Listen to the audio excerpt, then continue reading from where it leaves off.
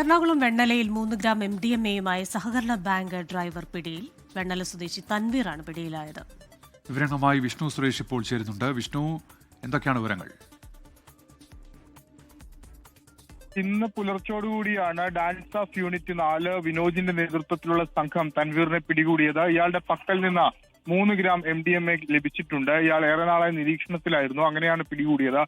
എറണാകുളത്തെ ഒരു സഹകരണ ബാങ്കിലെ ഡ്രൈവറാണ് ഇയാൾ. ഇയാൾക്ക് ഏതെങ്കിലും തരത്തിൽ വിൽപ്പന ഇടപാടുണ്ടോ എന്ന് പരിശോധിച്ചു വരികയാണ്. 3 ഗ്രാം ഒക്കെ കയ്യിൽ വെക്കുമ്പോൾ സ്വാഭാവികമായും വിൽപ്പന ഇടപാടുണ്ടാകാം എന്നാണ് ഡാൻസ് ഓഫിന്റെ സംശയം. നിലവിൽ ഇയാളെ പാലാരിവട്ടം പോലീസ് സ്റ്റേഷന് കൈമാറിയിട്ടുണ്ട്. വിശദമായ അന്വേഷണം ആരംഭിച്ചിട്ടുണ്ട്. കൊച്ചിയിൽ എല്ലാ ദിവസവും ഇപ്പോൾ MDMA പിടികൂടുന്ന സാഹചര്യവുമുണ്ട്. അത് ഈ ഓണത്തിന് ശേഷം വലിയ തോതിൽ വ്യാപകമായി MDMA എറണാകുളത്തേക്ക് എത്തിയെന്നാണ് വിലയിരുത്തുന്നത്. അതുകൊണ്ട് തന്നെ പരിശോധനകൾ ശക്തമാക്കിയിട്ടുണ്ട്. ഉന്മേഷ്.